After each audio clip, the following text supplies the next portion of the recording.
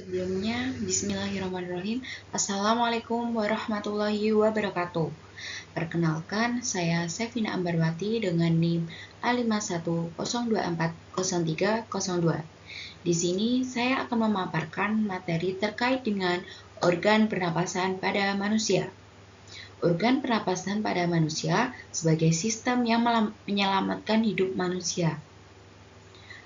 Pengertian dari organ pernapasan pada manusia yaitu adalah serangkaian organ yang bekerja untuk mengambil oksigen atau O2 dari udara dan mengeluarkan karbon dioksida atau CO2 dari tubuh.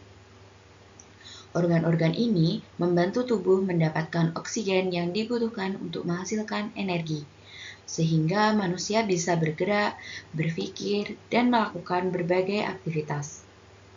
Sistem pernapasan ini adalah pondasi kehidupan, bekerja tiada henti untuk memastikan tubuh mendapatkan oksigen yang dibutuhkan dan membuang limbah karbon dioksida. Sistem pernapasan manusia dibagi menjadi dua bagian utama. Yang pertama ada organ pernapasan atas, yang terdiri dari hidung, sinus, dan faring. Fungsi dari organ pernapasan atas adalah sebagai gerbang utama untuk memfilter, menghangatkan, dan melembabkan udara sebelum mencapai paru-paru. Yang kedua, ada organ pernapasan bawah yang terdiri dari laring, trakea, bronkus, dan paru-paru. Fungsinya adalah sebagai tempat di mana pertukaran gas vital terjadi di dalam alveolus. Manusia bernafas sekitar 17.000 hingga 30.000 kali sehari sebagai proses otomatis yang menjaga kelangsungan kita setiap detik. Yang berikutnya ada organ pernapasan atas, yaitu sebagai gerbang udara ke tubuh. Yang pertama, hidung atau nasal cavity, yaitu sebagai pintu masuk utama udara yang berfungsi menyaring partikel debu dan kotoran melalui rambut halus dan lendir, serta melembabkan udara. Yang kedua ada sinus atau paranasal sinuses, yaitu rongga udara di tulang tengkorak yang membantu mengatur suhu dan kelembapan udara yang kita hirup, serta mengurangi berat kepala. Yang ketiga, faring atau tenggorokan, yaitu saluran bersama di belakang mulut dan hidung yang menyalurkan udara dari laring dan trakea.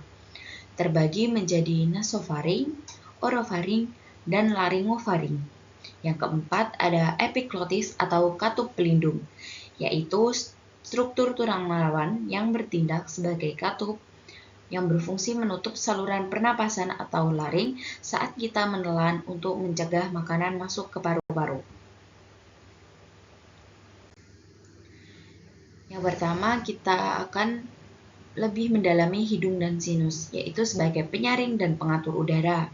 Sistem pertahanan pertama, udara yang kita hirup jarang bersih.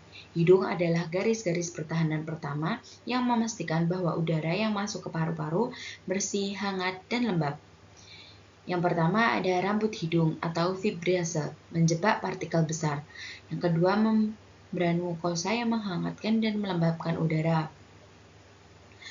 Kita kupas yaitu hidung dan sinus.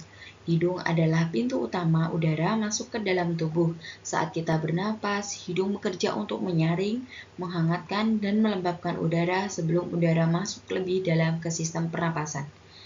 Di dalam hidung, terdapat bulu hidung dan selaput lendir yang berfungsi menangkap debu, kotoran, dan kuman agar tidak masuk ke dalam paru-paru. Yang berikutnya ada sinus, yaitu sebagai ruang berisi udara yang berada di sekitar hidung. Sinus membantu suhu dan kelembapan udara, membuat udara menjadi lebih nyaman saat mencapai paru-paru. Selain itu, sinus juga membantu membuat suara kita menjadi lebih nyaring. Yang berikutnya ada organ pernapasan bawah sebagai saluran dan tempat pertukaran gas. Yang pertama ada laring atau kotak suara sebagai mengandung pita suara yang bergetar saat udara melintas yang memungkinkan kita menghasilkan suara dalam berbicara. Yang kedua ada trakea atau batang tenggorokan, yaitu saluran udara utama yang kuat didukung oleh cincin tulang rawan berbentuk C untuk mencegah kolaps saat bernafas. Yang ketiga ada bronkus dan bronkiolus.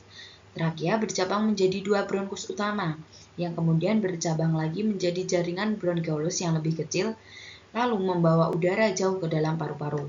Yang terakhir ada alveolus atau kantung udara. Jutaan kantung kecil, tempat terjadinya pertukaran yang sesungguhnya. Oksigen diserap oleh darah. Yang selanjutnya ada bagian dari sistem pernafasan manusia, yaitu tulang rusuk dan diafragma sebagai motor penggerak pernapasan. Yang pertama ada tulang rusuk, yaitu sebagai pelindung organ-organ vital. Selama inspirasi, otot interkostal mengangkat tulang rusuk ke atas dan keluar, menciptakan ruang untuk paru-paru. Yang kedua ada diafragma sebagai otot pernafasan utama yang membentuk kubah. Saat berkontraksi atau inspirasi, diafragma bergerak ke bawah, meningkatkan volume rongga dada. Kesimpulan dari jalur udara menuju pertukaran gas, yaitu udara yang kita hirup bergerak melalui beberapa bagian sebelum akhirnya terjadi pertukaran gas di paru-paru. Yang pertama melewati hidung, udara masuk, disaring, dihangatkan, dan dilembabkan. Kemudian faring sebagai persimpangan udara dan makanan. Lalu udara diteruskan ke laring sebagai tempat pita suara. Udara melewati menuju trakea. Dari trakea sebagai saluran udara ke bronkus dan menyaring debu dengan lendir. Lalu ke bronkus sebagai cabang trakea menuju paru-paru kanan dan paru-paru kiri. Kemudian bronkiolus sebagai cabang-cabang kecil dari bronkus menuju alveolus.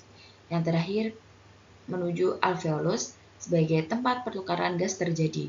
Oksigen masuk ke darah dan karbon dioksida keluar. Yang berikutnya ada proses pernafasan. Yang pertama ada inspirasi atau menarik napas, yaitu diafragma berkontraksi dan udara kayak oksigen masuk melalui saluran pernapasan atas hingga ke alveolus. Yang kedua ada ekspirasi atau menghembuskan nafas, yaitu diafragma rileks mendorong udara yang kaya karbon dioksida keluar dari paru-paru melalui jalur yang sama. Kemudian yang ketiga ada pertukaran gas di alveolus. Oksigen berdifusi ke dalam kapiler darah dan karbon dioksida dari darah berdifusi kembali ke alveolus. Yang terakhir ada transportasi oksigen. Darah membawa oksigen ke seluruh sel tubuh untuk melakukan proses metabolisme. Jadi dari materi tadi bisa kita simpulkan untuk menjaga kesehatan organ pernafasan. Organ pernafasan rentan loh terhadap berbagai penyakit dan faktor lingkungan yang dapat merusak fungsinya secara permanen. Adapun ancaman kesehatannya yang pertama ada penyakit, meliputi flu, asma, bronkitis, dan pneumonia yang dapat menyebabkan peradangan serius. Yang kedua disebabkan karena polusi udara, yaitu partikel halus yang merusak alveolus dan memperburuk kondisi pernafasan kronis. Yang ketiga disebabkan rokok, yaitu paparan asap rokok yang aktif maupun pasif, merupakan penyebab utama kanker paru-paru dan PPOK atau penyakit paru obstruktif kronis. Yang berikutnya ada tindakan pencegahan kesehatan. Yang pertama ada kebersihan hidung dengan mencuci tangan dan menjaga kebersihan untuk mencegah infeksi pernafasan. Kedua ada gaya hidup sehat dengan olahraga teratur untuk memperkuat otot-otot pernafasan. Yang ketiga, menghindari rokok, yaitu menghindari semua bentuk rokok sebisa mungkin. Yang terakhir ada menjaga setiap tarikan nafas Anda. Dengan memahami betapa kompleks dan pentingnya sistem pernafasan membuat kita menyadari perlunya perawatan yang sungguh-sungguh. Yang pertama dengan kunci hidup bugar. Dengan merawat organ pernafasan adalah investasi jangka panjang untuk kualitas hidup dan vitalitas tubuh. Dengan tindakan nyata, mulai hari ini hindari asap rokok dan prioritaskan olahraga untuk paru-paru Anda. Sekian pemaparan materi terkait organ pernafasan manusia. Sekian dari saya. Wassalamualaikum warahmatullahi wabarakatuh.